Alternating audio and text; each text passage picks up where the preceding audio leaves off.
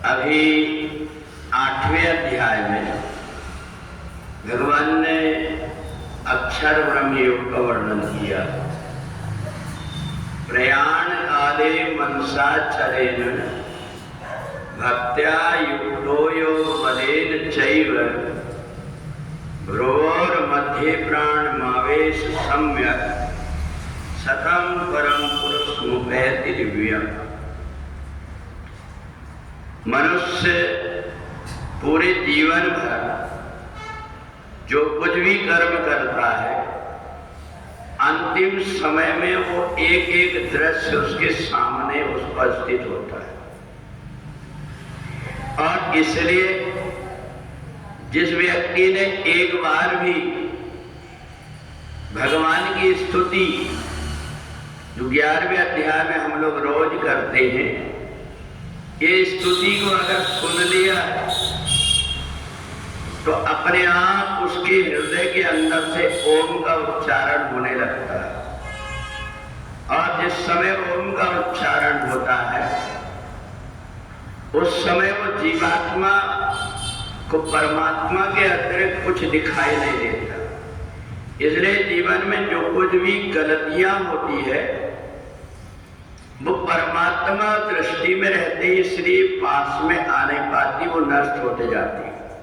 जैसे अग्नि के पास कोई चीज आती है और नष्ट हो जाती है, ऐसे ही 11वें अध्याय में परमात्मा की ये ऐसी प्रार्थना है जो प्रार्थना जीवात्मा के जितने प्रकार के असगुण हैं, अकर्म में उन सबको नष्ट कर देती। और इसलिए भगवान ने अर्जुन को अपनी माया से मोहित करके ज्ञान दिया।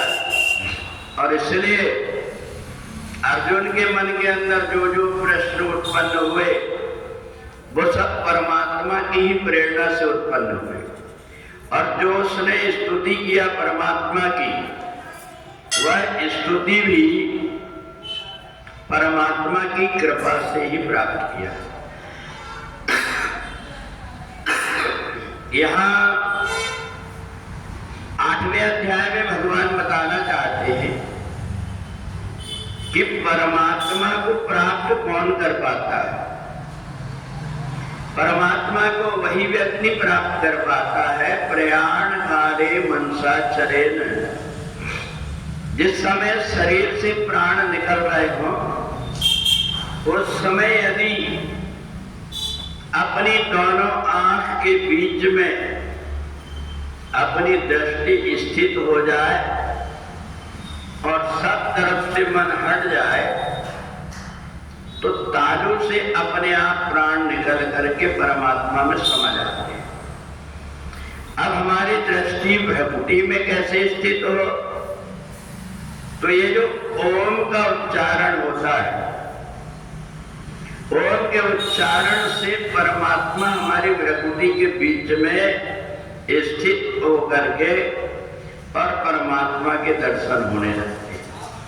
और जब परमात्मा के दर्शन होने लगते हैं तो परमात्मा का इतना दिव्य स्वरूप है, इतना सुंदर स्वरूप है, उनके एक एक वस्त्र आभूषण इतने सुंदर हैं कि उनसे मन इधर उधर कहीं भटकता ही नहीं।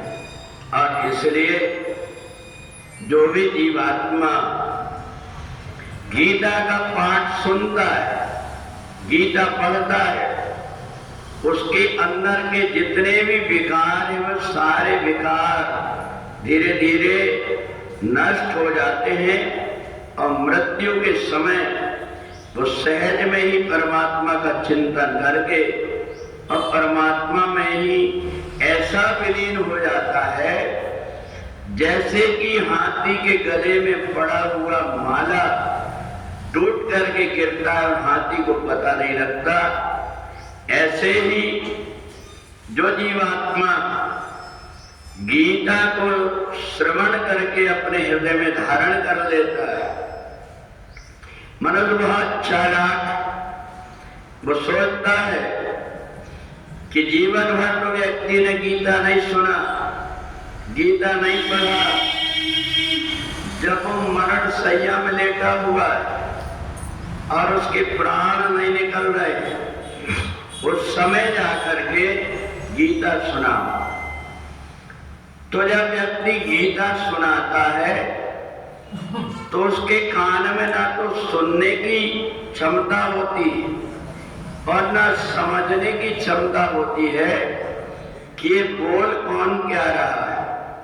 तो इसलिए ये सब कुछ कार्य हमें तब करना चाहिए जबकि हम सब प्रकार से सक्षम हो। और जब हम ऐसी धारणा करके और परमात्मा का चिंतन करते हैं, परमात्मा का ध्यान करते हैं, जिस समय हम गीता सुनते हैं उस समय हमारे हृदय के अंदर एक भाव उत्पन्न हो जाए कि हम गीता केवल औपचारिक रूप से नहीं पढ़ रहे, भगवान श्री कृष्ण और हमारी दोनों की बातचीत हो रही है।